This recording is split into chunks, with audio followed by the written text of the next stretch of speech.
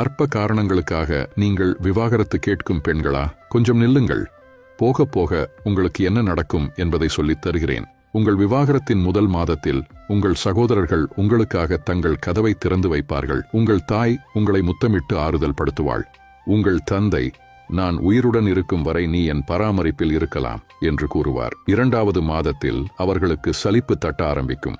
உங்கள் குழந்தைகளின் இரைச்சல்களை அவர்கள் தொந்தரவாக பார்க்க ஆரம்பிப்பார்கள். உங்கள் குழந்தைகளுக்கும் உங்கள் சகோதரர்களின் குழந்தைகளுக்கும் மத்தியில் ஏற்படும் சண்டைகளால் பதட்டங்கள் ஏற்பட ஆரம்பிக்கும். உங்களிடம் எதுவும் சொல்ல மாட்டார்கள். ஆனால் அடைக்கப்பட்ட சுவர்களுக்குள் உங்களை பற்றியும் உங்கள் பிள்ளைகளை பற்றியும் பேசிக்கொள்வார்கள். 3வது மாதத்தில் உங்கள் சகோதரர்களின் மனைவிகளால் உங்கள் மீது தூண்டல் துளக்கல் வர ஆரம்பிக்கும். உங்களை கட்டுப்படுத்த ஆரம்பிப்பார்கள். அங்குதான் உங்களுக்கு பெரும் தலையிடி ஆரம்பிக்கும். 4வது மாதத்தில் உங்கள் பிள்ளைகள் பற்றி சுற்றியுள்ளவர்களின் புகார்கள் வர ஆரம்பிக்கும். உங்கள் பிள்ளைகளை தந்தையிடம் அனுப்பிவிட்டு நீங்கள் மட்டும் தனியாக இருக்குமாறு உங்களிடம் வேண்டுவார்கள். 5வது மாதத்தில் உங்களுக்கும் உங்கள் சகோதரர்களின் மனைவிகளுக்கும் இடையே வாய்ச்சண்டைகள் தொடங்கும். நீங்கள் சுற்றும் முற்றும் பார்ப்பீர்கள். உங்கள் கணவருடன் வாழ்வதை விட நல்வாழ்வு கிடைக்கும் என்று உங்களுக்கு உறுதியளித்தவர்கள் அனைவரும் வாய்மூடி இருப்பதை காணுவீர்கள். இப்படி காலங்கள் போக போக அழுத்தங்களும் நெருக்குதல்களும் அதிகரித்து கொண்டுதான் போகும். கடைசியில் நீங்கள் உங்கள் வசிப்பிடத்தை தக்க வைத்துக் கொள்ள அனைவருக்கும் வேலை செய்து சேவை செய்ய வேண்டிய நிர்பந்தம் ஏற்படும்.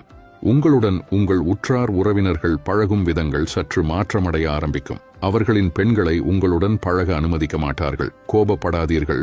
நியாயம் அநியாயம் எல்லாம் ஒரு பக்கம் இருக்க, இன்றைய சமூகம் விவாகரத்தானவளை ஒரு மாதிரியாகவே பார்க்கிறது. இதனால் நீங்களும் உங்கள் பிள்ளைகளும் தனிமைப்படுத்தப்படுவது போன்று உணர்வீர்கள். உங்கள் மன அழுத்தம் அதிகரிக்க ஆரம்பிக்கும்.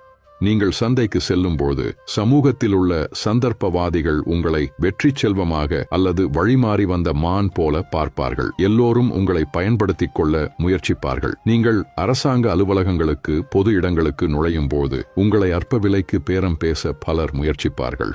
உங்களை உடலாக மட்டும் பார்க்கும் பெண் பித்தர்கள் பதிவு செய்யப்படாத திருமண உடன்படிக்கைக்காக உங்களை அழைப்பார்கள். ஏனெனில் அவர்களுக்கு முழுமையான வாழ்க்கை துணையாக நீங்கள் தேவையில்லை, பகுதி நேர துணையாக எதிர்பார்ப்பார்கள். இதனால் உங்கள் உணர்வுகள் கண்ட இடங்களில் மிதிக்கப்படும். உங்கள் பிள்ளைகளின் வாழ்வு இன்னும் சீரழிய ஆரம்பிக்கும்.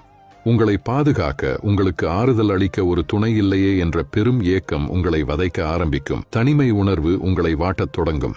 வீட்டுக்கு உள்ளே வெளியே நீங்கள் பசியாக இருக்கும்போது, நீங்கள் தூங்கும்போது, நீங்கள் சோர்வாக இருக்கும்போது, நீங்கள் நோய்வாய்ப்படும் போது, நீங்கள் பலவீனமாக இருக்கும்போது, உங்கள் கணவர் உங்கள் பக்கத்தில் இல்லையே என்ற சோகம் உங்களை வருத்திக் கொண்டே இருக்கும். வறுமை, பிரிவு என்ற இரு பெரும் கொடுமைகளுக்கு மத்தியில் நீங்கள் திண்டாடுவீர்கள்.